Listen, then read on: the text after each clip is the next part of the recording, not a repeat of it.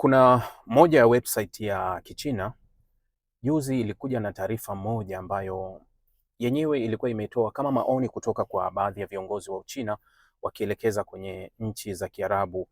Maoni hayo yalikuwa yanatoa kama nasaha, anasema kuwa ikiwa nchi za Kiarabu zinataka kuwa Irani iache kushambulia nchi zao, yani ilikuwa ikitoa ushauri kuwa ikiwa Waarabu wanataka kuzuia kabisa mashambulizi ya Irani kuelekea kwenye nchi zao, basi nchi hizo zilipaswa kuchukua hatua moja ambayo itaizuia Irani moja kwa moja kufanya mashambulizi kwenye ardhi yao, na ikatoa maoni ikasema kuwa mnapaswa mzuie kambi za Marekani zilizo katika ardhi zenu kushambulia Irani, au mnapaswa mzifunge kambi za kijeshi za Marekani zilizo katika ardhi zenu kushambulia Irani, nao Irani hawatoweza kujibu kuwashambulia kwenu.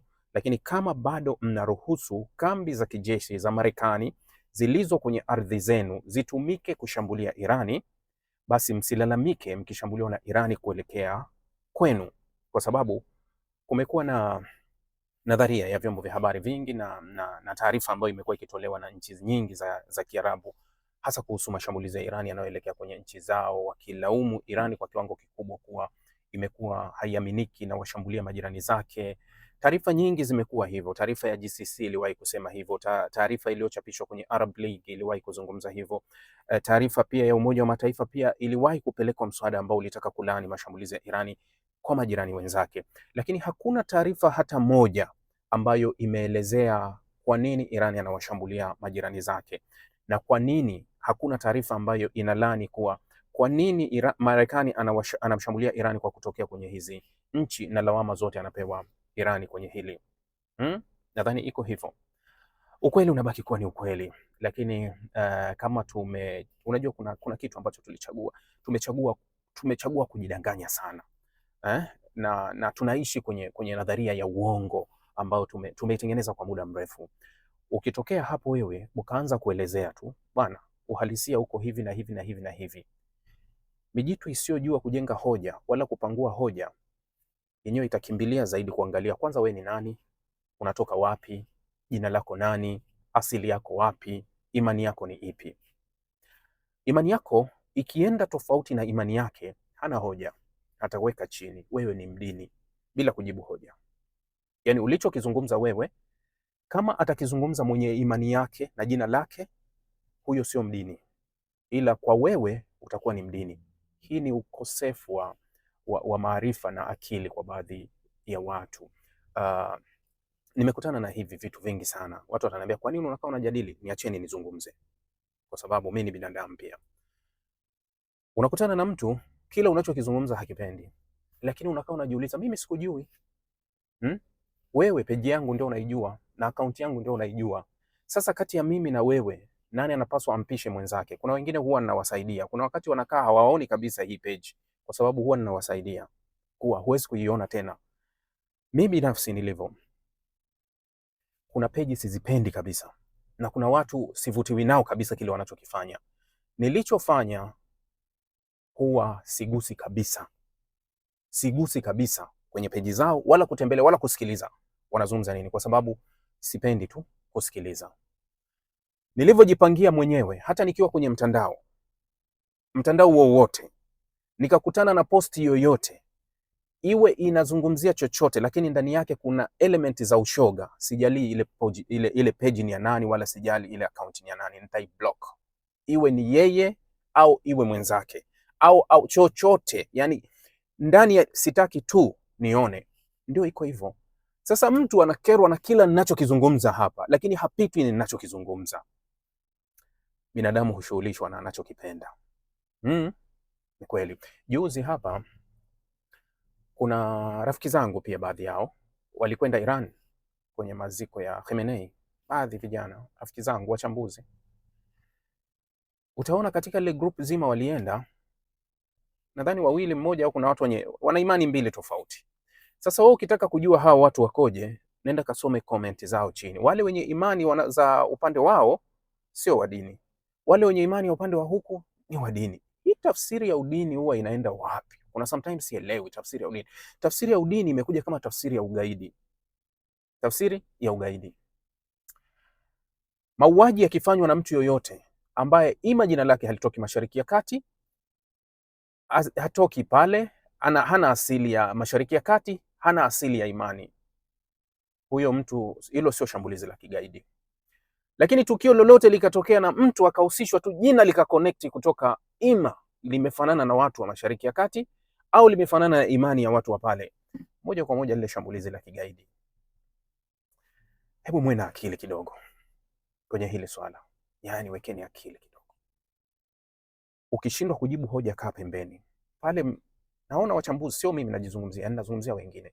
Mchambuzi anasimama anakupa ushahidi, anakupa evidence kuwa kuna hiki hapa, halafu mchambuzi sio Mungu ambaye kila atachokisema kitokee. Kuna vitu mimi mwenyewe, kuna vitu vingi ninavyoongea havitokei, na kuna vitu ninavizungumza vinatokea. Naweza nikasema vitu 7 vikatokea, katika 10 nikasema 7 vikatokea, 3 havitokei. Mtu mwenye maarifa madogo yataenda kuangalia 3. Mbona hiki ulisema hivi? Mimi sio mganga wa kienyeji nikaenda kuambia kila kitu kiende kwenye nadharia yake. So Bricks News juzi iliandika andiko moja na nimeliona kuna sehemu kuna mjadala. Swala ambalo ilikuwa imeliandika Bricks News ni hili swala ambalo linahusu tishio la Irani kumuua Trump. Halafu Bricks News walivyoitoa ile taarifa wakasema kuwa mpango unaoratibiwa hivi sasa unakwenda kwenye vyombo vya habari vingi vya magharibi kuitengeneza hadithi kuwa Irani wanataka kumuua Trump, halafu Israeli wanataka kufanya hivyo, wamuue halafu waisukume kesi kwa Irani. This is not my story. Nimesema ni Bricks News wameandika hii taarifa. Kukawa kuna maoni tofauti, kila mmoja anaweza akatoa maoni yake kwenye hili. Kwangu mimi hakuna kinachoshindikana, kwa sababu kuna stori nyingi za haya matukio yalihusishwa moja kwa moja na Israeli au kuhusishwa moja kwa moja na Mossad, kuhusishwa ni mengi. Hata juzi ndani ya Marekani wakati ameuawa Charlie Kirk, Wamarekani waliuliza sana Israeli, nani kamuua? Kwa nini waziri mkuu wa Israeli Netanyahu alisimama kwenye vyombo vya habari kukanusha kwa sio sisi tuliomuua? Kwa nini amejibu sio sisi? Kwa nini nchi yoyote nyingine sio? Kwa nini Marekani ana uadui na nchi gani? Nchi nyingi zina uadui na Marekani. Kwa nini yoyote asitoke? Kwa nini kifo cha Charlie Kirk hakijahusishwa na Hamas, Hezbollah na Irani? Kwa nini haijahusishwa? Hali ya kuwa Charlie Kirk muda mwingi alizungumza kukosoa hao, akiwasema kwa kila kitu, mpaka mwishoni alivyokuja kubadilika akaanza kuisema Israeli. Kwa nini kifo chake kilihusishwa na Israeli moja kwa moja? Maana yake lisemwalo lipo. Nimekuwa nikizungumza mara kadhaa kuwa haya yanawezekana yakatokea, lakini inawezekana hesabu zikawa mbaya. Donald Trump ni mzayuni, JD Vance sio mzayuni, na siku za karibuni kuna mvutano mkali sana kati ya Israeli moja kwa moja na makamu wa rais JD Vance.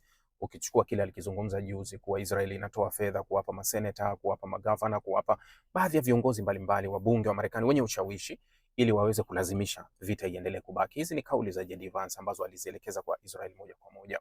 Lakini Vance alikuwa ni mpinzani wa hii vita, hakuitaka kabisa hii vita, lakini aliamua kukaa kimya.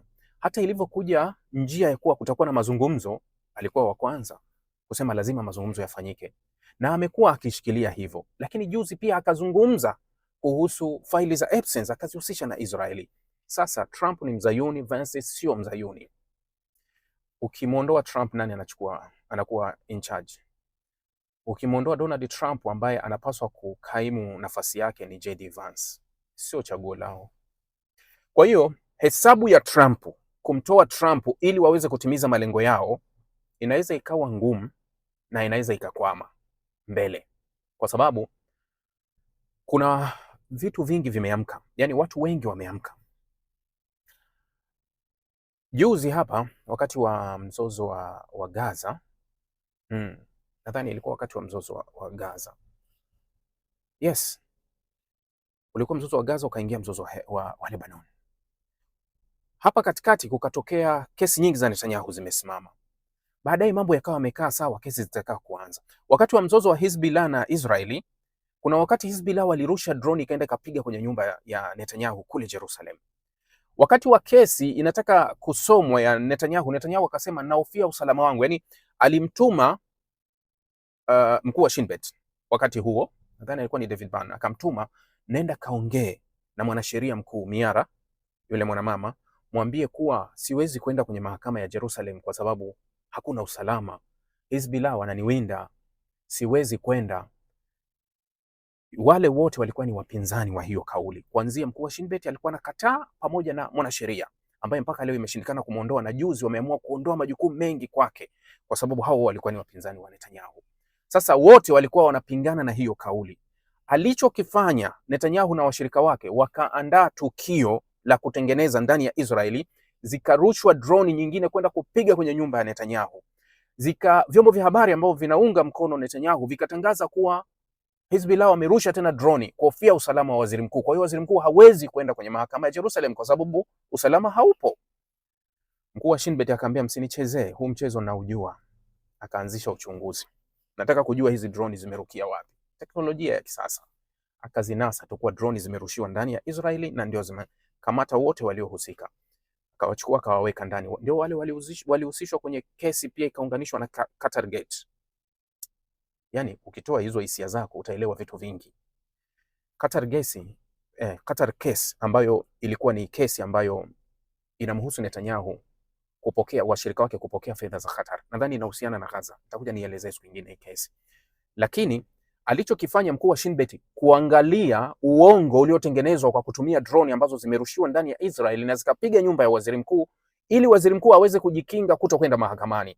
Akasema kuwa hizi zimerukia ndani na hakuna tishio lote la Hizbullah, kwa hiyo Israeli waziri mkuu aende mahakamani.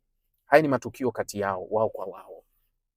Sasa hesabu za kumuondoa Trump zinaweza zikafeli kwa sababu anayekuja kumrithi Trump sio katika zao lao.